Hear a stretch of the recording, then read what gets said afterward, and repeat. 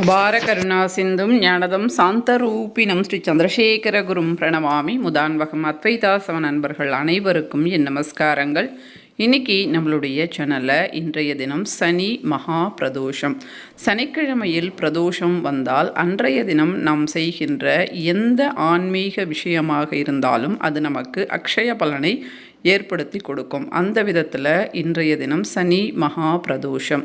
இன்றைய தினம் சிவன் கோவிலில் கடன் அடைவதற்கும் செல்வ வளம் அதிகரிப்பதற்கும் நோய்கள் தீருவதற்கும் ஒரு அற்புதமான பூஜை முறையைத்தான் நாம் பார்க்க போகிறோம். இன்றைய தினம் சனி பிரதோஷம் அப்படின்றதுனால நந்திதேவருக்கு அபிஷேகம் செய்வதற்காக பால் மற்றும் தயிர் இது இரண்டையும் வாங்கி கொண்டு போய் அபிஷேக நேரத்திற்கு முன்பாகவே நாம் கொடுத்துட்டோம் அப்படின்னா அவங்க அபிஷேகம் செய்வதற்கு அதை ஏற்பாடு செய்துப்பாங்க.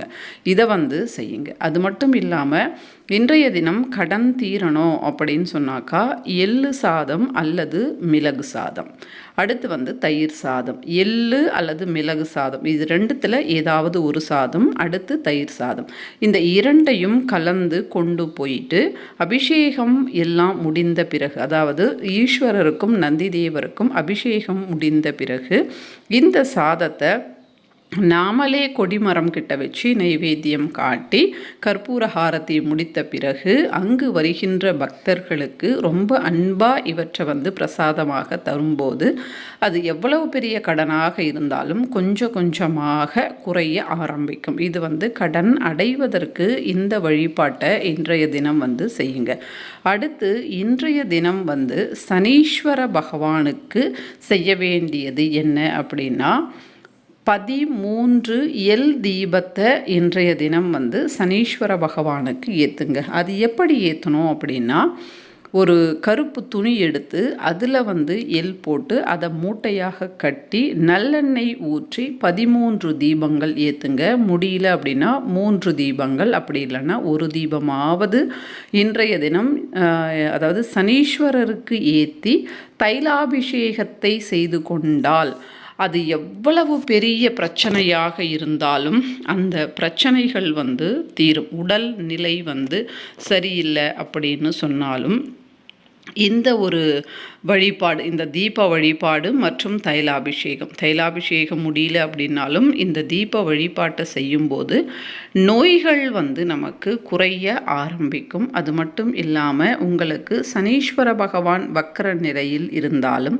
சனி பகவானினுடைய தசைகள், அதாவது 7.5 சனி, அஷ்டம சனி, அர்த்தாஷ்டம சனி இதெல்லாம் நடந்து கொண்டிருந்தாலும் இந்த மாதிரி தைலாபிஷேகமோ அல்லது இந்த 13 எல் தீபமோ அல்லது 3 அல்லது ஒரு எல் தீபம் ஏற்றும்போது நோய்கள் தீருவது மட்டும் இல்லாமல் நம்முடைய கர்ம வினைகளும் இந்த தீபத்தினால் குறைய ஆரம்பிக்கும்.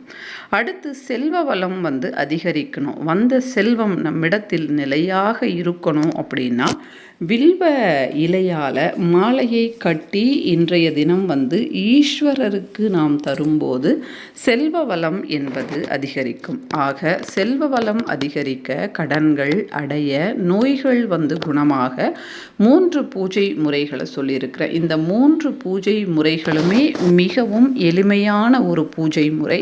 அதனால் 3ஐயும் செய்யும்போது அபார பலன்கள் என்பது கிடைக்கும். எப்பொழுதுமே பிரதோஷம் அன்று அது எந்த நாளில் வந்தாலும் அன்றைய தினம் நாம் கோவிலுக்கு சென்று உபவாசம் இருப்பது நமக்கு ஒரு வருடம் தினம்தோறும் கோவிலுக்கு சென்ற பலன் கிடைக்கும். அதுவே சனிக்கிழமை சனி பிரதோஷம் வந்தால் அன்றைய தினம் செல்லும்போது 5 வருடம் கோவிலுக்கு நாம் தினம்தோறும் சென்ற பலன் என்பது கிடைக்கும். அதனால் இன்றைய தினம் வருகின்ற சனி பிரதோஷத்தை யாருமே விடாதீங்க. அது மட்டும் இல்லாமல் இந்த மாதத்தில் நமக்கு இது 2வது சனி பிரதோஷமாக வந்திருக்கு. இதுதான் சூக்ஷமத்தில் மோட்சம் அப்படின்னு சொல்லுவாங்க. தினம்தோறும் மாலை நேரத்தில் சிவாலயம் சென்று வழிபாடு செய்வது அவ்வளவு சிறப்பு. முடியாதவர்கள் இந்த மாதிரி நாட்களில் செல்லும்போது கூட நமக்கு தினம்தோறும் கோவிலுக்கு சென்ற அந்த பலன் என்பது குறைவில்லாமல் நமக்கு வரும். அதனால் இந்த மாதிரி நாம் செய்வது இன்றைய தினம் சிறப்பு வாய்ந்தது.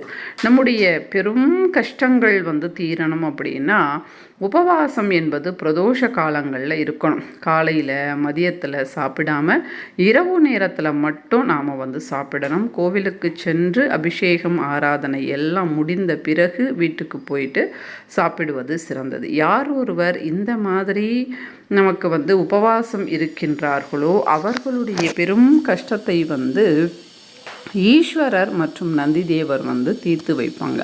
அவ்வளவு ஒரு அற்புதமான வழிபாடு தான் இந்த பிரதோஷ வழிபாடு. அதிலேயும் இந்த சனிக்கிழமை வருவது ரொம்பவே சிறந்தது. இன்றைய தினம் இந்த மாதிரி செய்வது மட்டும் இல்லாமல் ஈஸ்வரர் கோவிலில் பார்த்திங்கன்னா பொதுவாக ஈஸ்வரர் கோவிலை வலம் வருகின்ற முறை என்பது ஒன்று உண்டு. எப்பொழுதுமே அப்படித்தான் சிவன் கோவிலை வலம் வர வேண்டும் அப்படின்னு நமக்கு சொல்லப்பட்டிருக்கு. ஆனால் யாரும் அந்த மாதிரி செய்வதும் கிடையாது. அப்படி இருக்கும்போது பிரதோஷ நாளிலாவது அந்த ஒரு விதியை நாம் கடைபிடிக்கும் போது நமக்கு நல்ல பலன்கள் என்பது இருக்கும்.